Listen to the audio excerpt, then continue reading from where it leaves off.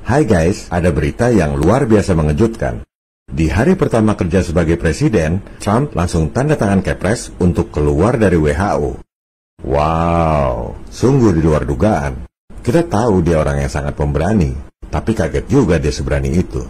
Yang jadi alasannya adalah karena WHO dianggap gagal waktu menangani pandemi.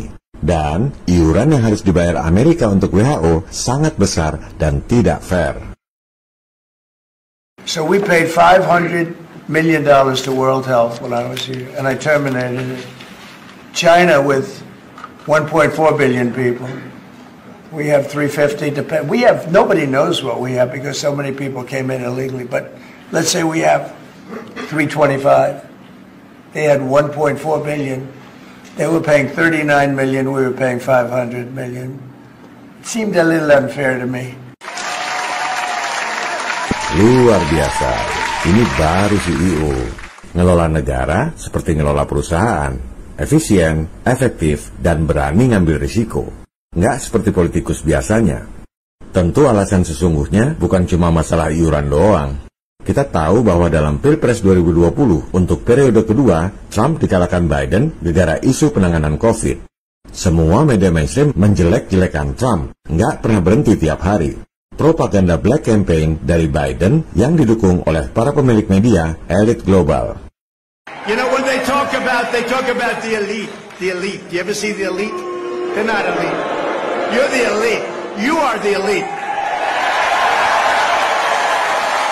Seperti yang dikisahkan dalam buku Alexander dan Hacken Lively, Penjagalan Presiden. Bagaimana Fauci, CDC, dan WHO berkonspirasi untuk menggulingkan Presiden Trump.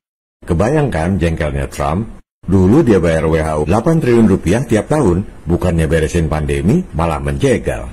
Sebenarnya di akhir periode pertama kepresidenan, Trump sempat keluar juga dari WHO. Tapi kemudian di era Biden, rujuk lagi dengan WHO. Sekarang, di hari pertama duduk jadi presiden yang kedua kalinya, Trump langsung menggergaji lagi WHO. You're fired, get out of here. Tentu bukan masalah dendam, melainkan soal strategi ke depan. Gimana negara mau maju kalau melihara kanker yang minta duit gede tiap tahun sambil terus gerogotin stabilitas pemerintahan di kala pandemi? Enak aja. Justru dengan dibuangnya benalu, pemerintahan ke depan akan jauh lebih stabil. Apa nggak bahaya buat Trump melawan WHO yang merupakan underbow dari PBB? Sekelas Trump gitu loh, pasti sudah dikalkulasi matang-matang. Salah satu think tank-nya adalah Menteri Kesehatan Robert F. Kennedy Jr., tokoh Demokrat yang bergabung dengan Trump.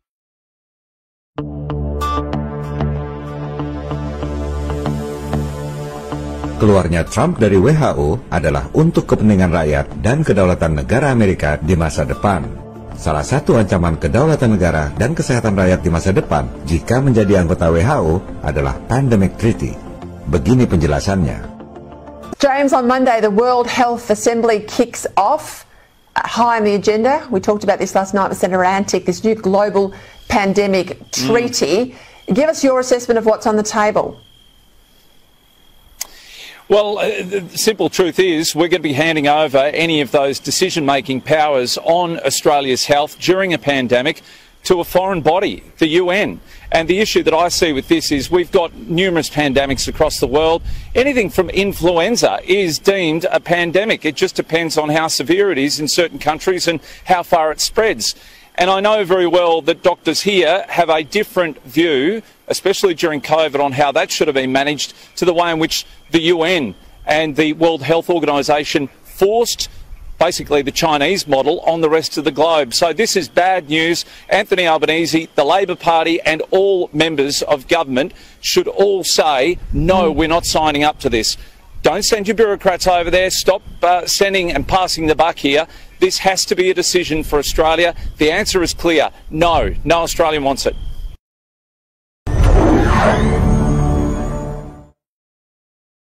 Ikhtisar dari pemaparan di Sky News tadi, yaitu konsekuensi kalau kita ikut pandemic treaty. Flu biasa pun, kalau WHO bilang pandemi, maka kita harus ikut protokol pandemi. Kalau WHO bilang lockdown, maka kita harus lockdown. Itu keputusan organisasi asing, bukan keputusan pemerintah, dan bukan keputusan rakyat. Ekonomi hancur, usaha bangkrut, rakyat makin miskin. Dan kita akan terus lockdown sampai WHO bilang selesai. Lantas, kedaulatan negara kita di sebelah mana? Kalau sampai segitunya, bermental kacung, minder sama asing, dan merasa tak mampu mengurus negaranya sendiri, sehingga harus menyerahkan kedaulatan pada asing, buat apa kita merdeka?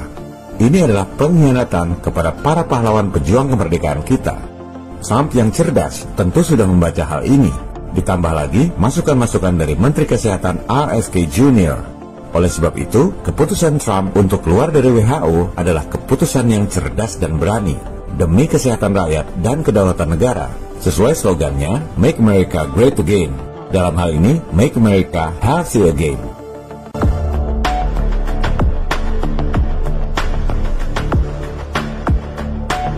Yang paling membuat WHO terpukul dengan keluarnya Amerika adalah turunnya kredibilitas dan legitimasi WHO di mata negara-negara lain di dunia. Ini adalah bencana buat WHO.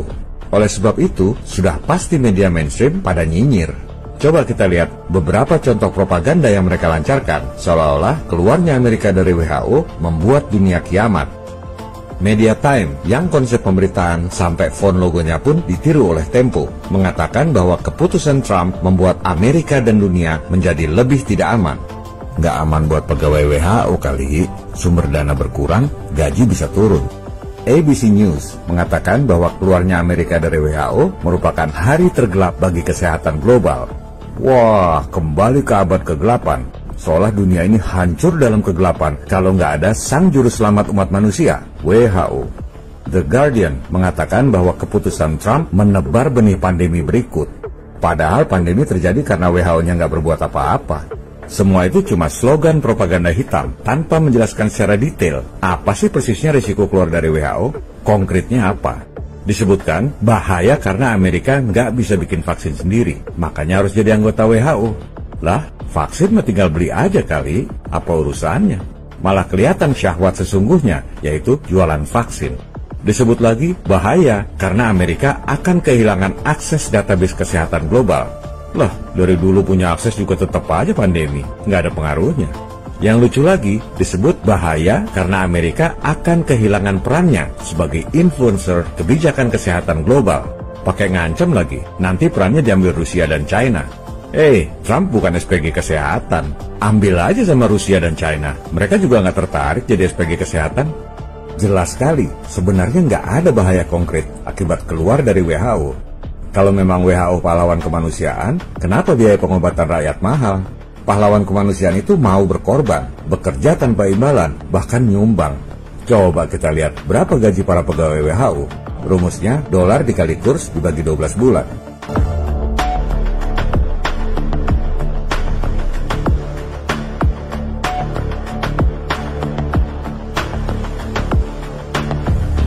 Trump cerdas, dia sudah baca bahwa memang nggak ada bahayanya. Justru bagus untuk strategi Amerika mempertahankan kedaulatan negara dan kesehatan rakyatnya sendiri.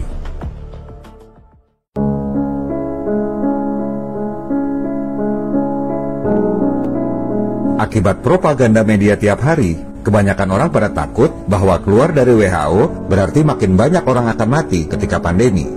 Ini adalah logika awam, beda dengan logika Menteri Kesehatan RFK Jr. yang sudah riset dengan sangat mendalam tentang apa sebenarnya pandemi itu.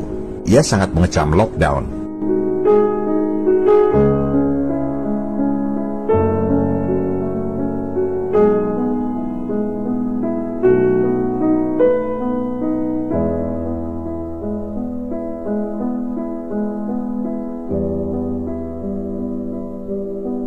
Coba kita lihat statistik kematian dunia.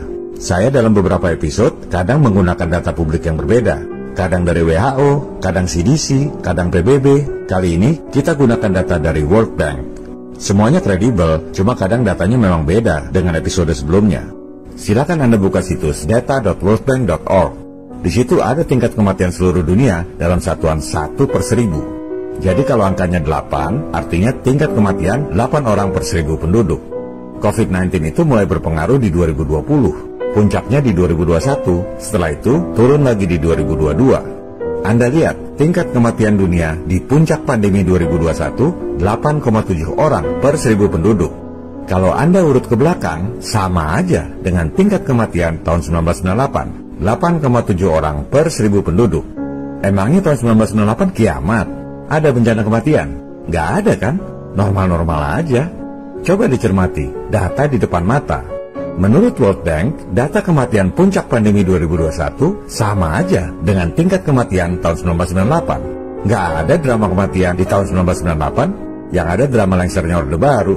Drama terjadi akibat propaganda media global. Media lokal cuma ikut-ikutan aja, tanpa investigasi seperti kita. Tiap hari diumumkan jumlah kematian sekian, rakyat jadi stres.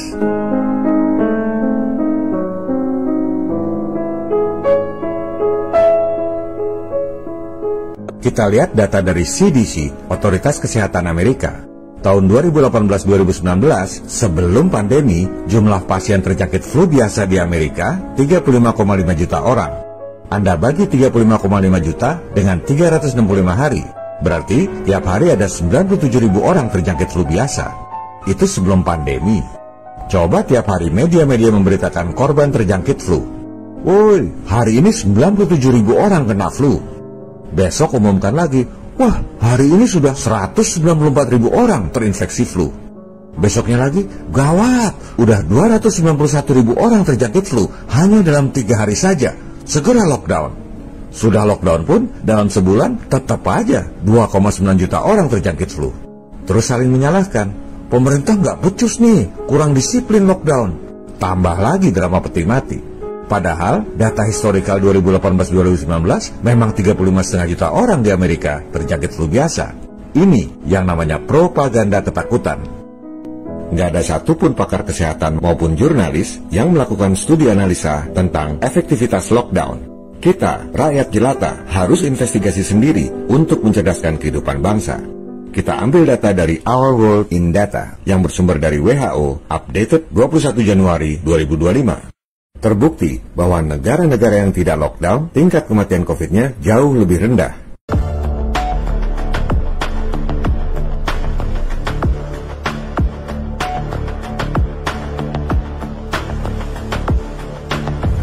Jepang dan Korea ini pinter, mana mau mereka menindas dan memiskinkan rakyat lewat lockdown. Buktinya tingkat kematian COVID-nya rendah. Presiden Belarusia juga pinter, dia menyelamatkan ekonomi negara dengan tidak lockdown. Presiden Tanzania membuktikan dia kirim sampel kambing dan pepaya, dites COVID, dibilang positif.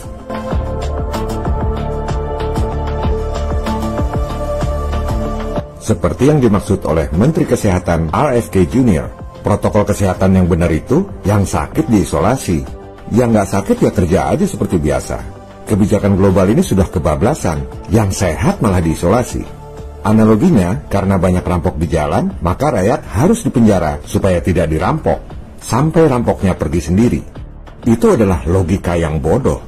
Strategi elit global untuk memiskinkan rakyat sedunia. Pemiskinan rakyat secara struktural oleh otoritas global.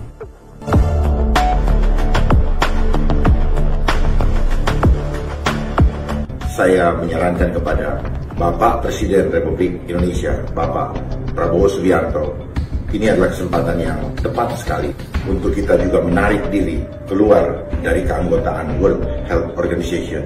Walaupun saya tahu bahwa kemarin Bapak sempat menyatakan dukungan dan membantu, tetapi apalah artinya dana yang sudah dibantukan kepada WHO dibandingkan dengan keselamatan jiwa rakyat Indonesia. Jauh-jauh lebih penting, karena jiwa ini adalah milik Tuhan, Bapak. Tuhan tidak mau satupun yang tertinggal. Saya sependapat dengan himbauan Bapak Dharma Pongrekun tadi, bahwa momentum keluarnya Amerika Serikat dari WHO merupakan saat yang tepat bagi Indonesia untuk melepaskan diri dari otoritas global demi keselamatan jiwa rakyat. Adalah hak negara yang berdaulat untuk ikut atau tidak ikut organisasi internasional. Kita adalah bangsa yang merdeka, bukan bangsa yang bermental kacung, minder, dan menganggap bangsa asing lebih mampu mengurus bangsa kita. The crowning of independence is not membership of the United Nations, but the ability to stand on our own feet. Mereka orang Afrika dan orang Mesir berkata, it rang through Africa. Rang itu artinya menggelegar seperti beledek mengampar-ampar, saudara-saudara. Viva Republik Indonesia. Salam People Power.